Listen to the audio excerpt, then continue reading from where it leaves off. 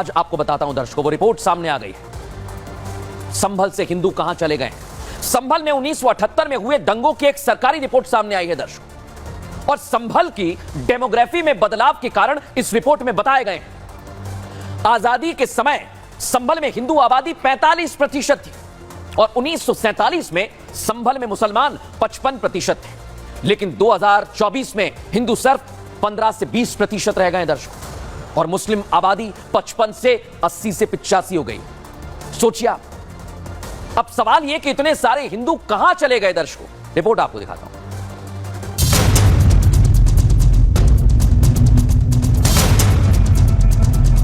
सवाल उठ रहा है कि आखिर संभल में हिंदू 45% से घटकर 15% कैसे रह गए?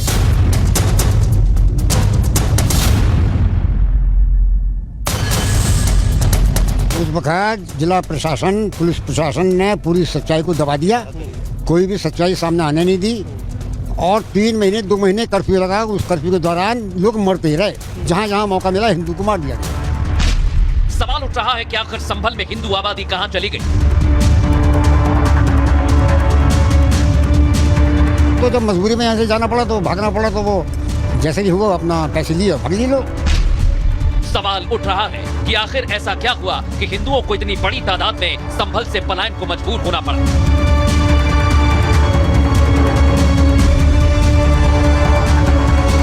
हमारे जो धर्म का स्वभाव है और उनके धर्म के स्वभाव में अंतर है।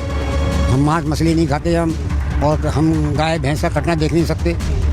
तो जब वापस और फिर यहाँ पर ढेरी में हो गया था, हमारे लोग दहशत हो गई थी, इसलिए प्लान करें। सवाल कई हैं, इनके जवाब के लिए आज भी जिला प्रशासन संभल की गलियों कूचों को छान रहा है। इन सब के बीच एक बड़ा सवाल यह भी कि आखिर जामा मस्जिद सर्वे से शुरू हुई कहानी कैसे संभल सांप्रदायिक हिंसा पर जा टिकी? संभल से रोजाना जिस तरह के साक्ष्य मिल रहे हैं, क्या इन्हीं सबूतों को मिटाने की साजिश थी? इसलिए सर्वे का विरोध किया जा रहा था। हिंदुओं की आबादी क्या इसी तरह धीरे धीरे संभल से पूरी तरह खत्म करने का प्लान था? यह तैयारी की जा रही है दर्शकों। संभल से हिंदुओं के पलायन की सबसे बड़ी वजह 1978 में हुए दंगे हैं दर्शकों। अगर आप इस सरकारी रिपोर्ट को उठाकर देखेंगे जो 1978 की है, यह रिपोर्ट है वो, तो इसमें साफ लिखा है कि संभल का सबसे बड़ा दंगा 1978 का था। और आज मैं आपको बता रहा हूं दर्शकों कि 1978 में क्या हुआ था, कैसे हुआ था, इस रिपोर्ट से खुलासा हो रहा है। संभल 1 या 2 बार नहीं बल्कि लगभग 15 बार दंगों की आग में झुलसा है दर्शकों।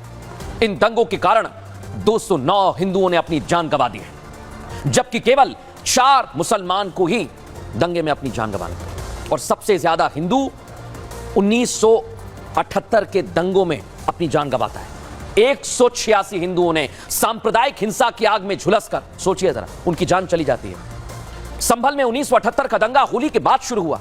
रिपोर्ट में लिखा है 1978 में होली का त्योहार 25 मार्च को मनाया जाना था। होली पर महात्मा गांधी डिग्री कॉलेज में छात्र छात्राओं को टाइटल दिए गए। इनमें मुस्लिम लड़कियां भी शामिल थी जिन्हें टाइटल दिया गया था। मंजर शफी नाम का नाराज हो जाता है एक शख्स और बाजार बंद कराने की कोशिश करता है, लेकिन प्रमोद चाय वाला था उस दौरान जो अपनी दुकान बंद करने से मना कर देता है। तो मंजर शफी ने दुकान में रखी पकोड़ों की थाली को गिरा दिया। रिपोर्ट कह रही है इसकी अफवाह दीपा सराय इलाके में उड़ाई गई कि मंजर शफी को मार दिया। सिर्फ अफवाह उड़ाई गई। सोचिए आप, कौन था वो? इस वजह से भगदड़ मची। मुस्लिम भीड़ सब्जी मंडी में हिंदुओं की 40 दुकानों को जला देती है। मुआवजे की जब बात आई तो स्वर्गीय शफीकुर रहमान बर्क ने दबाव बनाया कि हिंदुओं से ज्यादा मुसलमानों को बिना दुकान जले मुआवजा दिला दिया। इतना दबाव बनाया। इसके बाद दुश्मनी छिड़ गई और 24 हिंदुओं का नरसंहार कर दिया दर्शकों। विभत्स, जिस जगह हिंदू मौजूद थे उसको ट्रैक्टर लगाकर फाटक तोड़ा गया। इसके बाद गांव में जो लोग वापस जा रहे थे उनमें से 160 लोग जिन्हें जान से मार दिया गया। उस समय संभल का ऐसा कोई गांव नहीं था जहां से मौत की खबर ना आई। इतना ही नहीं दर्शकों, कई दिनों तक, आपको बता रहा हूं, कई दिनों तक जंगल में लाशों को ढूंढने का काम भी चलता रहा। वो मिलती रही, धीरे धीरे हिंदुओं को मारते रहे। ये रिपोर्ट कह रही है दर्शकों, मैं नहीं कह रहा। रिपोर्ट में एक एक चीज, एक एक डिटेल सामने आई। और अंतर्राष्ट्रीय मानव अधिकार इस पर क्या कह रहा है सुनवाता हूं आपको। लाला मुरारी लाल जी जो वैश्य समाज से आते हैं उनको आग में झोंक दिया गया, क्योंकि उन्होंने तमाम लोगों को ऋण दे रखा था और वो ऋण की वसूली के लिए दोबारा ना कहें, ये उनका छोटा सा इशू था। और मुझे अफसोस ये है कि आसपास के लोग जो उनसे अच्छे मामा जी कह करके संबोधित करते थे, कोई बचाने नहीं आया। तो सवाल ये है कि इस तरीके की जो घटना हुई उस घटना की जाँच तो होनी चाहिए। तो देखा दर्शकों आपने, ये वहां के लोग भी इस तरह की आवाज उठा रहे हैं, लेकिन इस मामले को लेकर अब एक्शन की क्या तैयारी है, रिपोर्ट में दिखाता हूं।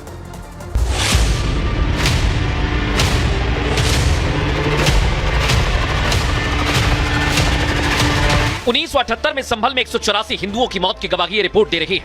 इसी मुद्दे को कल यूपी विधानसभा में मुख्यमंत्री योगी आदित्यनाथ ने उठाया था। 1978 में 184 हिंदुओं को सामूहिक रूप से जला दिया गया था।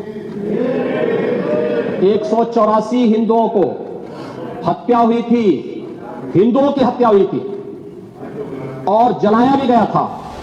योगी संभल मुद्दे को लेकर फ्रंट फुट पर खेल रहे हैं। वो सर्वे टीम पर हमला करने वालों को बख्शने के मूड में नहीं। वो दोहरा रहे हैं कि संभल में ही विष्णु भगवान का कल की अवतार होगा। हमारा पुराण भी इस बात को कहता है कि भगवान विष्णु, श्री हरि विष्णु का 10वां अवतार संभल में ही होगा, उसी संभल में होगा। संभल को सुलगाने की साजिश का पर्दा जैसे जैसे उठता जा रहा है, यूपी की योगी सरकार कसूरवारों को नापने के फॉर्म में आ गई है। इसलिए योगी ने यह मुद्दा विधानसभा में उठाया।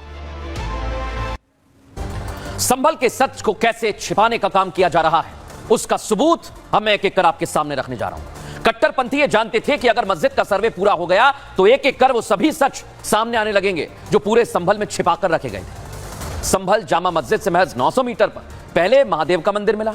अब सराय तरीन, खग्गू सराय के बाद अब सराय तरीन इलाके में राधा कृष्ण का मंदिर मिला। इस मंदिर को 1982 से कैद किया गया। सोचिए आप, मंदिर में मौजूद हर एक प्रतिमा धूल खा रही थी। देवी देवताओं की पूजा अर्चना नहीं हो रही थी, लेकिन जब यह मंदिर मिला तो वहां साफ सफाई हुई। उसकी तस्वीर आपको दिखा रहा हूं और वहां पर पूजा भी हो रही है।